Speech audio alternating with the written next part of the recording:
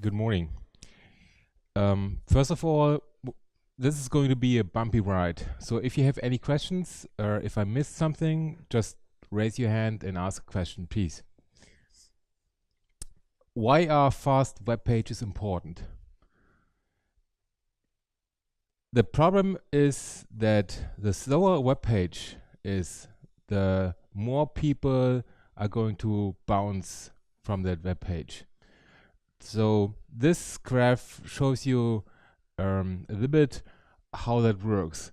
You see the first 3 seconds, that's page loading time. The first 3 seconds are the most important. Like after 2 seconds, you have a steep drop, and if your page takes longer than like 10 seconds, most of your users are gone. What you have to remember, this is not just for the good internet, this is for the G3 internet, mobile internet too. You will lose people if you have slow web pages. Why is that?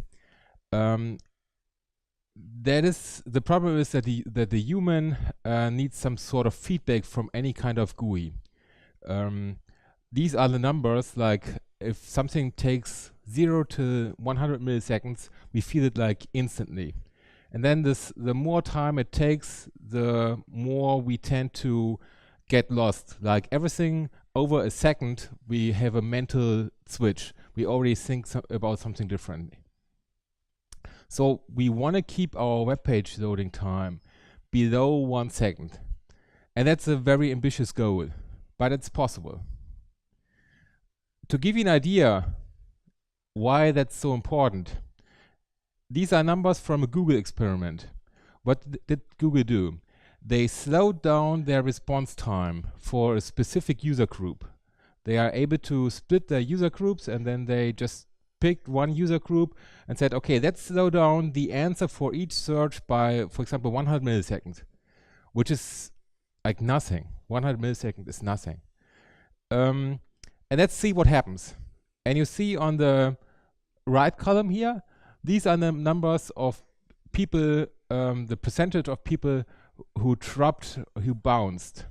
But it didn't happen right away. It took these numbers of weeks for people to change their behavior. So humans are not machines, but humans need time to change their behavior.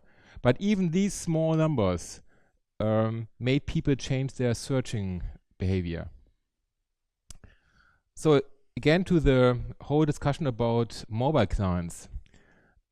These are old numbers. They are like 3 or 4 years old. They are more extreme today. These countries and these numbers show how many people are using their mobile phone as their only or as their primary internet device. And you always have to think about them because this is the slowest possible connection.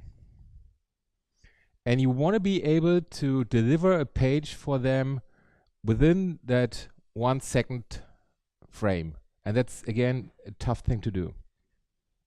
Why is it so tough? Because we have to think about the whole stack we deal with. Like, first we have to do a DNS lookup. Then we have TCP connections. We have a TLS handshake, etc., etc. At the end of the day, all we have left of that 1000 milliseconds is about 400 milliseconds if everything goes perfect. That's the best case scenario. So you want to be able to deliver your page from the server within these 400 milliseconds. Actually, it's even worse because the browser takes about 100 milliseconds to render the page itself. I mixed up a slide there. We can fix many of the problems within the Rails system, but we cannot fix all of them. So if you load like 3 MB of JavaScript, your Rails application can be super, super fast, and your web application will still be slow because it takes the browser forever to compile these 3 MBs. Again, mobile phones are our worst problem here because they have very limited resources, RAM and CPU wise. what does happen in a browser if it wants to render a page? First, it has a network connect, and then it downloads the HTML file. It's always the HTML file which gets downloaded first. And then the browser builds a DOM. The next thing is it downloads a CSS and it builds a CSS. And then it downloads JavaScript. And then it renders a tree. And now it's the first time you see something on your device, on your screen. Not before. This, again, takes at minimum 100 milliseconds. So we have to subtract these 100 milliseconds actually from the 1000. So we are kind of left with about 300 milliseconds. So to understand the problems, you have to understand how HTTP downloads work. HTTP works on top of TCP. And TCP, the first thing TCP does is a three-way handshake. And you see our big problem here is latency. We cannot change the protocol. That's TCP. That's there for years. There's no way for us to change that. So we have a three-way handshake, which always takes one round trip from the device to the server and back. And you see, at this point here, or let's start with this point, that's the first payload which gets transmitted. And that's about 12 KB or 14 KB. This is a slide for that. So this is the first round trip. We get 14 KB. That's called slow start. TCP doesn't know how big the bandwidth is you have access to. So it always starts slow with the first packet. Then it doubles the amount to 29. And then next step again, doubling until there's some sort of error. And then it moves back one step. That's the way TCP figures out how much bandwidth it has from the client to the server or the other way. And there's no way we can increase the speed for that. We cannot tell them, okay, we have this bandwidth. Like people always think just because they have fiber, they can browse fast. That's not the case. Fiber is good if you have Netflix, but fiber doesn't help you to open a single web page. Talking of web pages, the Waterfall is one of the major tools to analyze web performance. This is the waterfall of the homepage of this conference. I took the screenshot yesterday, and you see the red line. That's a missing favicon. You don't want to have red lines here. It's always incredible. I always do these with conferences, and many times conferences don't re-invite me.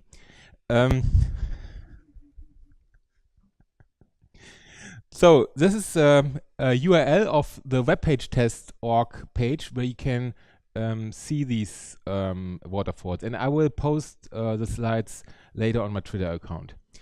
So let's dive in. This is a connection where we use a 3G connection, and you see the browser starts to render at 3.6 seconds. And as I told before, first we download the HTML file. That's the index.html file. And that already takes like more than 2 seconds. Just this one file. So we are already far away from our 1 second goal. And then it downloads the CSS and then the JavaScript. And then you see here, work starts. So this is what happens for this page. And here's an idea. This is a frame grab to show you how that feels.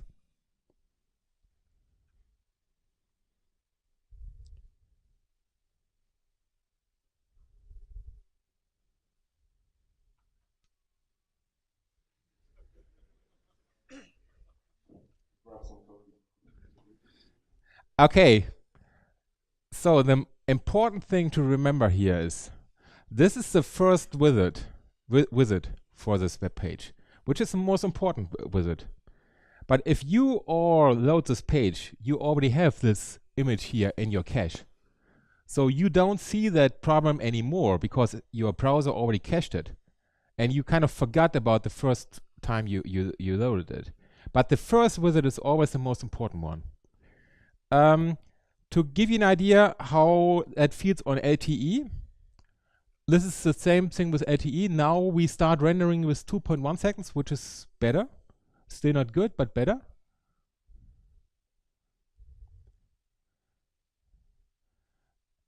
You get the idea that super important image here is kind of a problem.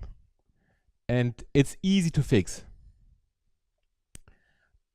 To give you an idea how fast it should be, this is my business homepage, wintermeyer-consulting.de.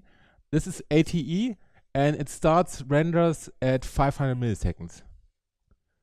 And this is Waterfall. So you see here, about here, that's half a second, things get moving. To give you an idea how that feels, that's the instant feeling you want to have. And again, first visit. Second visit would be even faster. Okay, after scaring you, let's dive into an example for RAIDs 5.2. I guess more or less everybody knows how to use RAIDs. Or okay, just to be sure. We create a minimal web shop here. We have a scaffold for a category, we have a scaffold for a product, a user, a review. This is the connection we have. So a product belongs to category. A product has many reviews, a user has many reviews, and they are connected. The product model has a method number of stars, which calculates the number of stars which we display on the product page, like on Amazon with a 5-star rating. This is Seeds RB to feed it with some sample data. I'm using the Faker gem to create this. And this is index HTML for the product. And this is all vanilla. And the only difference is this part here where I create the stars depending on the rating. I just added a little bit of Twitter Bootstrap CSS to not hurt the eye too much. Guess how long that page takes to render on my laptop.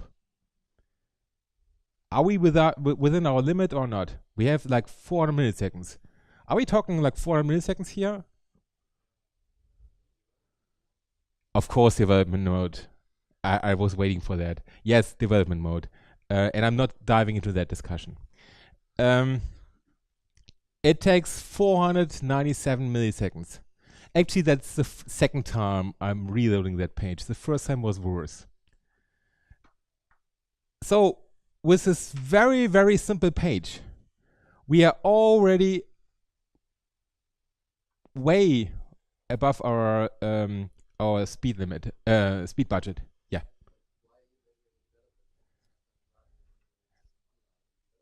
Okay, I'm repeating that question for the video. The question was, why am I silly enough to do that in development mode?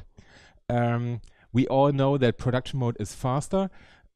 It's way easier to measure everything here in development mode, and the point is the same in production mode. Ruby is slow. It is just, that's just the case.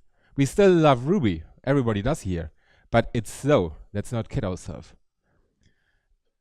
So we are already above our limit here. And now we have to think. There's not much to do on a web page where we can improve the web page to make that faster here. It's a very, very simplistic web page. So the very first thing always is fragment caching. That's kind of the lowest hanging fruit. So we activate caching in development mode, which isn't activated by default. And we start with a single row. So we implement a fragment cache for each row. And that's pretty easy to do. It's just 2 lines of code. And now we have a fragment cache for that row, or for each row. What is important, we have to add a touch true to the reviews, because otherwise, if somebody adds a review, it wouldn't touch the product, so we would deliver an old cache. That's super important here. And it's important not to play around in the SQL database without active record. You do not want to bypass active record. More questions? So, wonder. Now we are down to 79. So now we are good. But DHH always talks about Russian doll. Yeah. That's done with the default for RAIDs 5.2 on the development system. So there's still room for improvement there. And on production, it'll be faster, of course. But this is kind of the worst case scenario here. So everybody talks about Russian doll, so let's implement Russian doll. Russian doll means we are not only caching each row, but the whole table. So for that, we add 2 more lines, like this and this. So we have this Russian doll model of caching. It doesn't improve, like the improvement we get from this is not as big as the first step. Obviously, the first step is the major improvement. But still, this is a big win. We just got like 30 milliseconds more to play around with. The next step is not only, and this is very important, many of my clients, I want to say waste, but it's not PC, so let's say invest a lot of their time in caching and forgetting the simple things you can do in the database. For example, this number of stars, when does that change? That only changes when you have a new review, or when you delete a review, or when you update a review. But let's say you only can create and delete reviews. So why do we want to calculate this every time we create a new cache? There's no need for that. That's just wasting computing time. So let's get rid of that and add number of stars field in the products table, and use the active record callbacks to set these values. So whenever we create or destroy a review, we recalculate the rating of the product, and we add that information to the row in the table. So we will never have to calculate that again. And that is such a powerful mechanism. We're not talking about much here because that's a very simple calculation.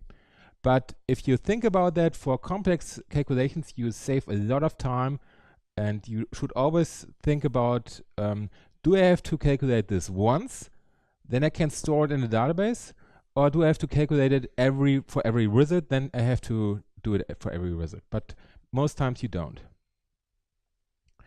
So what is very important is fragment caching is always slower on the first attempt, because you first have to, or the system first looks up in the cache, okay, do I have this fragment cache? And if it doesn't have the fragment cache, then it's going to render the view, and then it's going to write the cache. So this always takes more time. So you always have to think about that. Is the next step you're proceeding, like if you create a data set, do you want to create a fragment cache after that for the show view? Or is that something for just the current user, where you might not want to use it? So it's not like fragment caching is the silver bullet. You still have to think. And the next problem is the cache key shouldn't be too complicated. I've seen many applications where people went totally wide with their cache keys. It took them forever to calculate the cache key, and it actually took longer to calculate the cache key than to render the view without the cache. I've seen that many times. So fragment caching is very, very good, very, very powerful, but you have to think a lot about it. Was there a question, or was it just a thumbs up? Cool. Now to spice things up, I changed the color. HTTP caching. That's the next step of caching. Web browsers and proxies don't want to download everything all the time. They want to keep the download to a minimum. So they use last modified and e-tags to avoid downloading stuff which they already have in their local cache. And that's a very, very powerful tool. So the idea of e-tags and last modifiers is the web browser contacts the web server and says, okay, my user went to your web page a week ago, and I still have this page here in my cache. Is that still good? And then the web server says, yeah, you're totally good. I'll give you a 3 or 4, and you just take whatever you have in your local cache. So this is good on many levels because it saves the browser time to download stuff, and it saves the server time to render the view, because we can do this mechanism in the controller. We don't have to render the view. This is an example for the e-tag on the command line with curl. So this is the first time, and you see the e-tags are changing. We are using the same URL but get different e-tags. That's because of Rails understands that these are different users. So we have to use cookies to store the information to give that to Rails. So for that to work, we include a fresh when e-tag products for our index page. Though this is kind of the key we are using, and Rails does all the magic with that. So at the end, we get an e-tag for that. So this time we download the file and we get the same cookie, the same e-tag twice. So what we can with that e-tag is we can use it, and every browser does it by default, and to ask the Rails application, is my version still good? And then we get the answer 3 or 4, yes, it is. So saved a lot of time for everybody. I have this side here, win-win for everybody. We save on the server and we save on the client side. So is that still not good enough? Because these are the kind of the power tools. The problem is writing the initial cache is a lot of waste of time. If you have a big page, this is going to be a problem. So what we can do is, because most of our web pages are regional located for one country or for one continent, so we can use cron to preheat everything during the night. The servers are running anyway, so why not use that time to preheat the cache just with brute force? If you need it or not, I don't care. If I have it, and it doesn't cost me more because I already have the server and it's sitting there. So there's one more step. If you really want to get that super fast page. The fastest page is the one where Nginx, or Apache for that matters, I just write everything with Nginx, so I use Nginx for my slides, is the one where Nginx never contacts Ruby at Rails at all. So how can we do that? We have the public directory where files are stored which are delivered by Nginx without contacting Rails at all.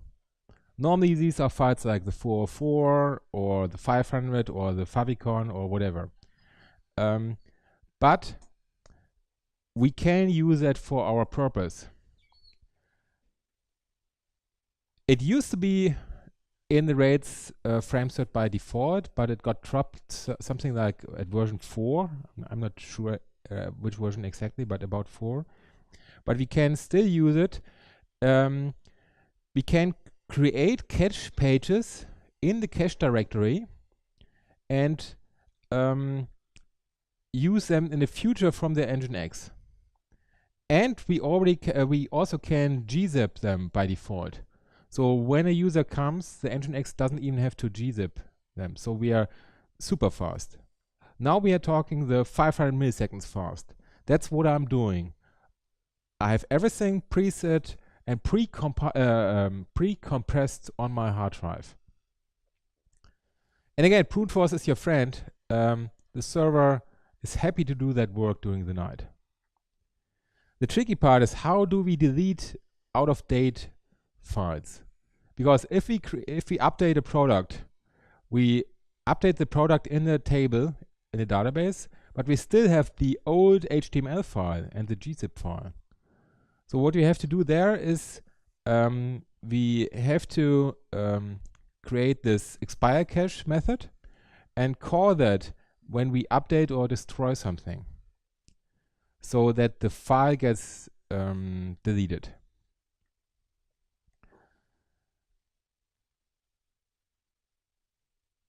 This mechanism is not just good for anonymous users. You can use it for current users too. So it takes a little bit more thinking and a little bit more planning, but it's totally good for that too. I used these slides first time for RailsConf talk in Portland, and they're still good. So I assumed that we have a user base of 10 million people, and we have this web page here, and let's assume it's customized. So every user gets a different web page here. So this web page is in gzip, it's 28K times 10 millions. We are at 0.26 terabyte, which is nothing today. So hard drive doesn't cost you so much. Don't be afraid of storing big amount of data there. It's well worth it.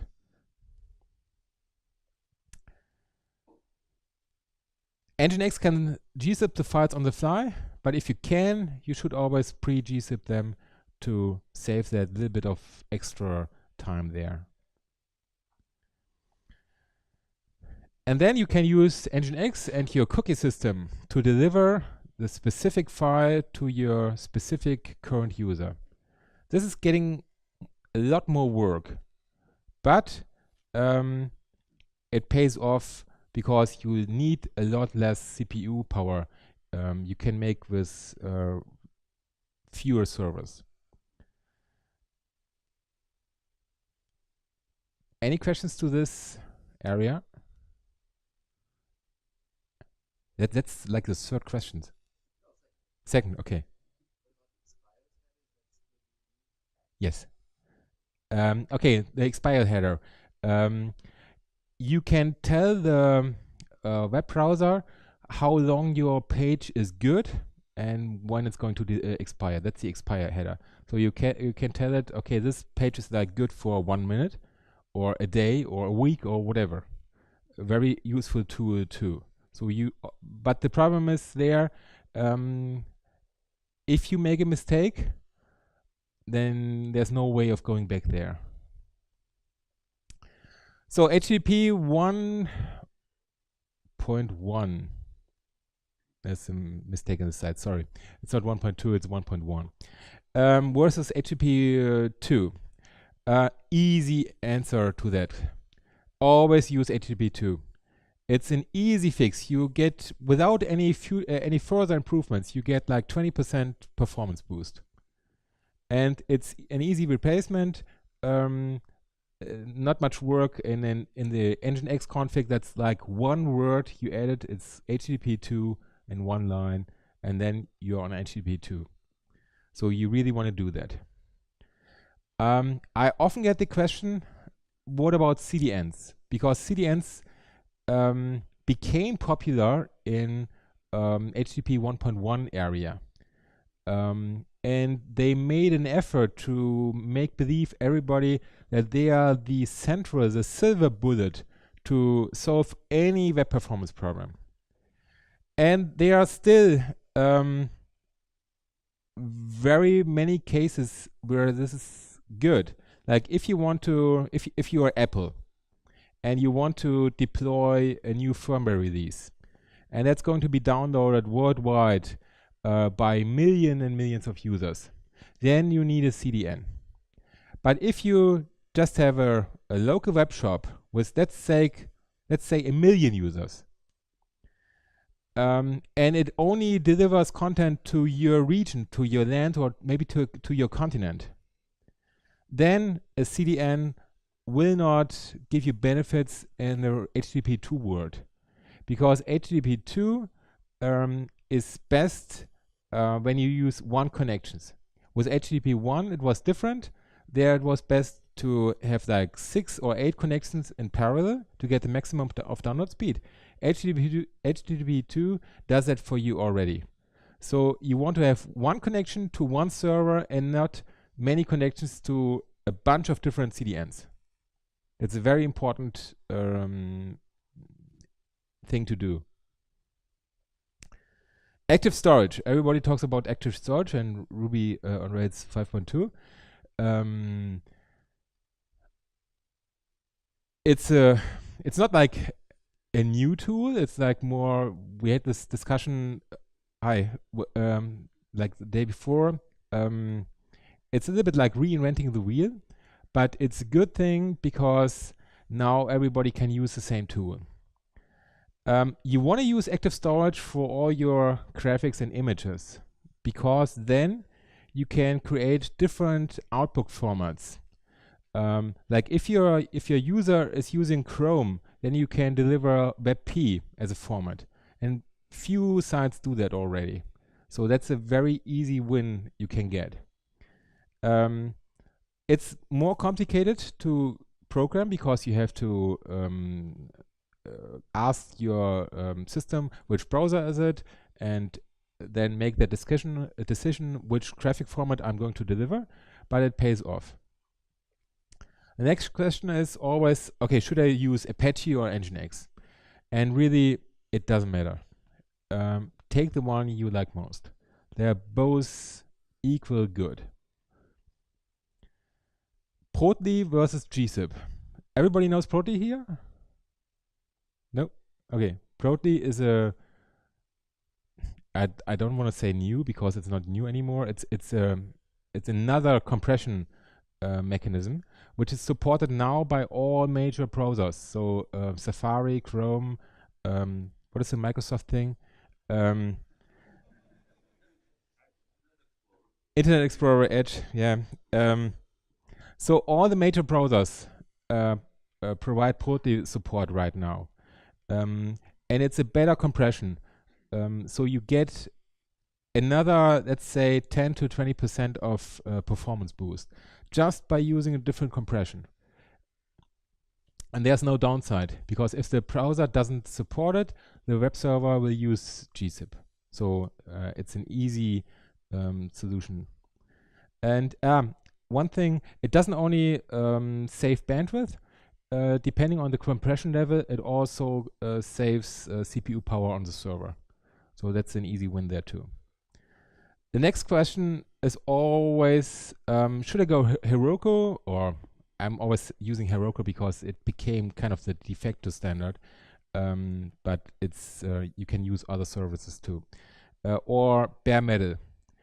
And the answer for this is, if you start, Heroku is a good and quick way to start.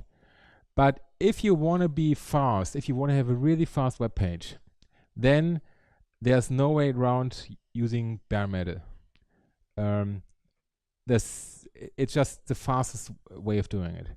And as a benefit, as a side benefit, it's way cheaper. Heroku and all the other services are pretty expensive once your page grows. And then at that point, most people don't want to invest time in moving their service, so they just use that GUI feature where they say, okay, pay more, pay more, pay more. That's their business model. Preloading and prefetching. These are tools you can use on your HTML page, which are very, very powerful. You set these in the header of the HTML page, and you tell the browser, for example, DNS prefetch, I'm going to need the DNS record for this domain. I already know that. This is going to happen within the next, let's say, 300 milliseconds. So go ahead and prefetch that, please. And then the browser does that. So you save like 20 or 50 milliseconds for that. And then you can also say, okay, you know what? I know that I'm going to use that JavaScript file or CSS file or whatever file. So please go ahead and fetch that. Store that in your cache. And then the browser does that whenever it has time. And you can do that for the next page too.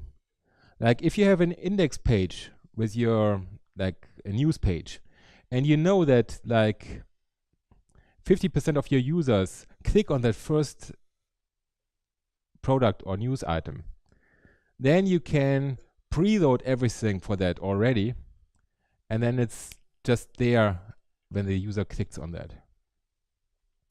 You can do a pre-render, which I normally don't do, but then the browser already has everything ready to go if somebody clicks on that link.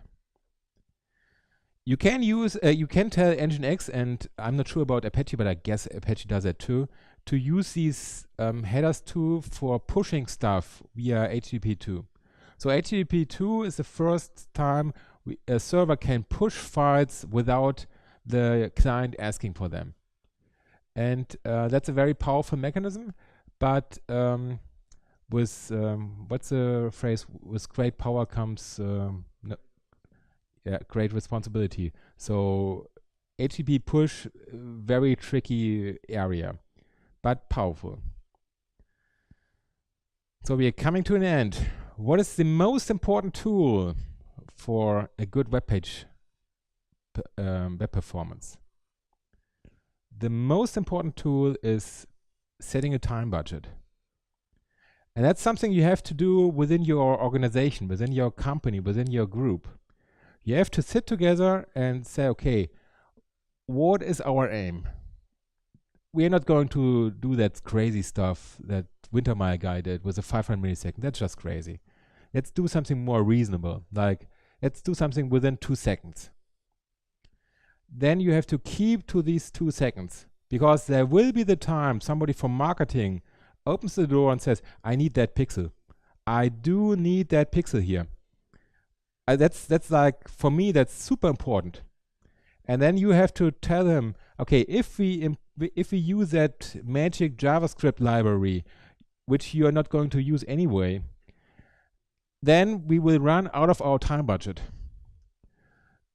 So you have an argument within your organization where you can say, okay, we have to make a decision.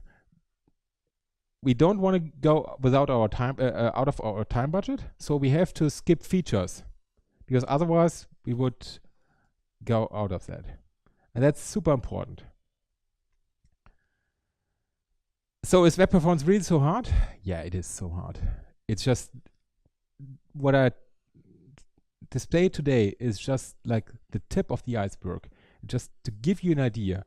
These are all low-hanging fruits. It's way more complicated. If you want to dive into it, go to this webpage or buy the book. That's kind of the Web Performance Bible. It gets you all the information you need about the network stack, the graphic formats, caching, etc., etc. Very generic, not depending on any Rails or PHP or Java or whatever framework. If you want to dive into Rails 5.2, this is my new book, and I don't know how many people are here. This code is good for the first 100 people. So if you want to use it, do it now. And I didn't come up with the Ruby end rates. That was some marketing guy from Apress. I post updates about Rails stuff and web performance stuff and cute pictures of my kids on my Twitter feed. So if you're on Twitter, that's my Twitter feed. And in case tomorrow you have a question, just send me an email. I'm happy to answer questions. Just give me a little bit of time to answer them. So that's for today. That's for web performance with Rails. Any questions so far? I guess we take the mic.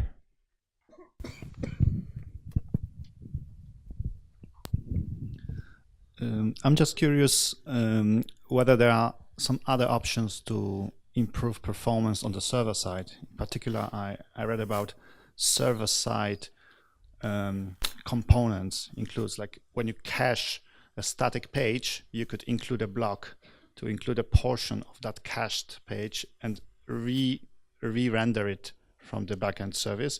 You didn't mention it, and I just wonder if it's possible with Rails, and if so, how to do it. Okay, caching-wise, there's a whole variety of things you can do. It's more or less all the same. It's all more or less the fragment caching idea. You take paths and like a fragment, and you cache that fragment. What is always like performance-wise, what is always smart to do is using the latest Ruby version. Like Ruby 2.5, it was like a 5 to 10% speed gain for just updating your Ruby version. So that's an easy win. Do not underestimate coding bugs or whatever coding-wise work you do. I often find that's how can I put that, code which needs improvement, which takes way longer than it needs to be, and that's just because of people wrote something and didn't refactor it. So I have to ask, do you really use callbacks and touch in active record in the complex websites? Because for me, this is like, those things should be removed completely from Rails. It's the best thing that the Rails framework can do, because it can give you like actually performance problems.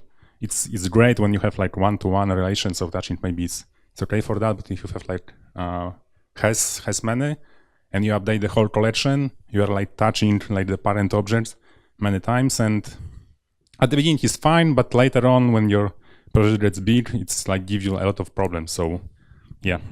Okay, yes, I do, and for most companies that's the best way of doing it. Of course, there always will be an edge case. If your touch goes wide, like you have to touch 1 million of records, then it doesn't make any sense. But for most cases, a touch doesn't, touch like maybe a dozen records, or in this case just one. So a touch is still a very, very good way of working with fragment caching and keeping everything in sync.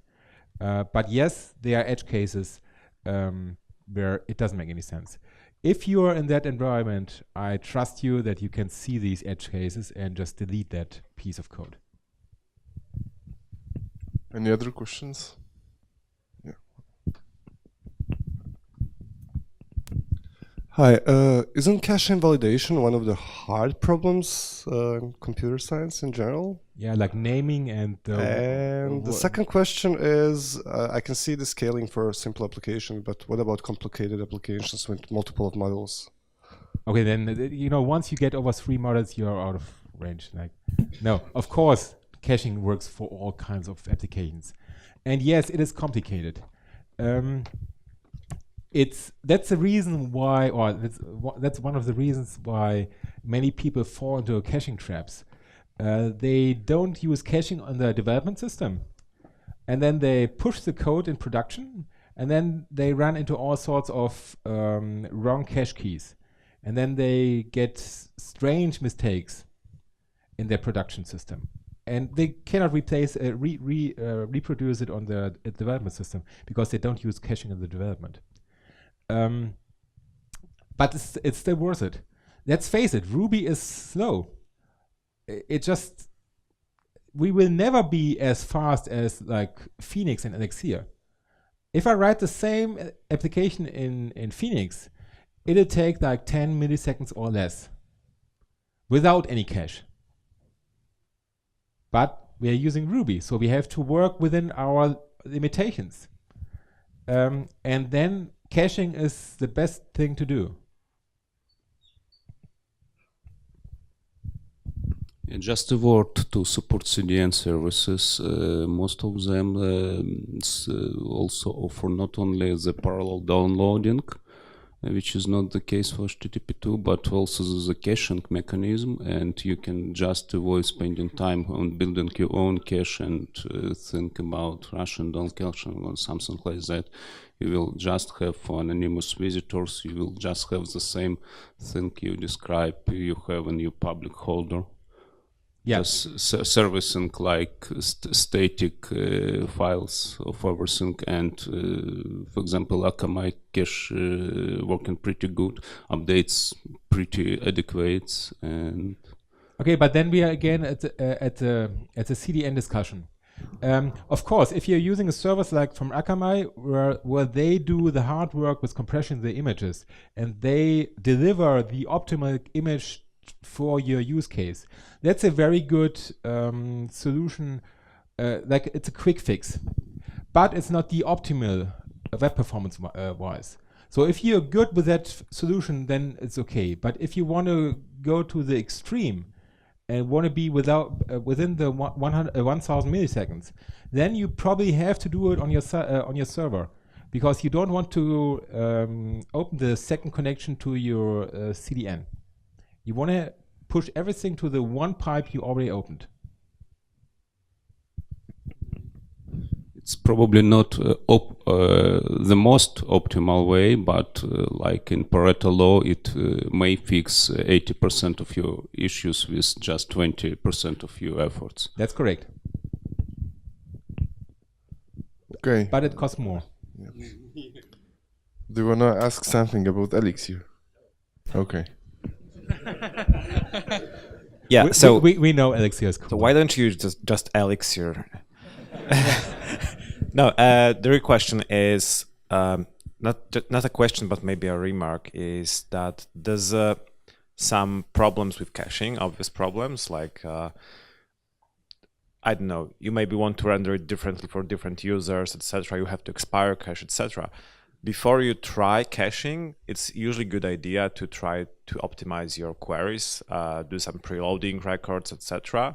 And you might not need caching, so that might be actually a very premature optimization, in my opinion. In our example, which we discussed, the index page, the active record part took like, I want to say 3 milliseconds. The other 490 milliseconds we used in the view. So within the Rails world, the active record part is, of course, we always have to look into that. We want to include stuff there. So there's still improvement potential there. But the big win is on the view side with the fragment cache. It's kind of vice versa in Phoenix world. In Phoenix, it's often like that the database takes way more time than the rest. And just to answer that, not ask questions. If you have the choice and you are starting on a green field, you really want to look into Phoenix.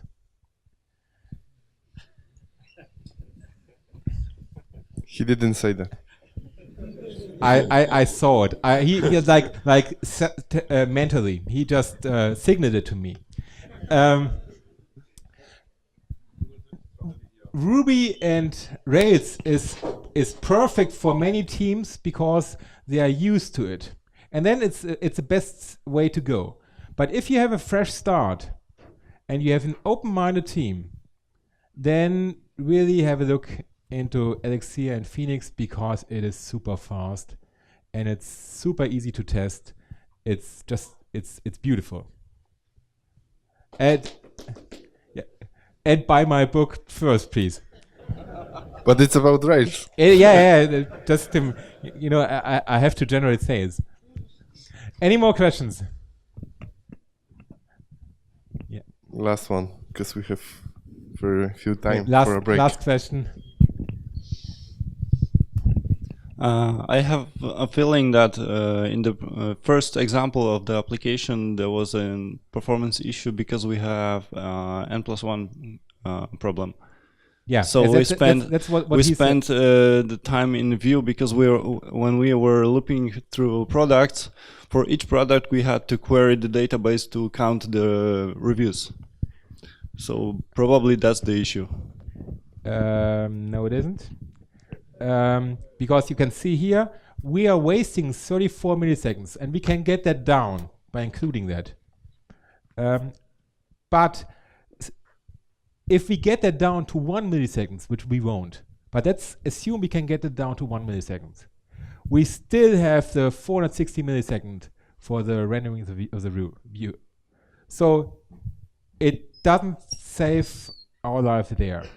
The database is always, we have to improve the database performance, of course, but it will not give us the time we need here, because we just have a maximum we can improve it by 33 milliseconds. Okay, thank you very much. Thank you, and thanks for inviting me. It's always a pleasure to be here. It is a little bit cold outside. Good weather is our specialty. So okay. Thanks, everybody. Thank you.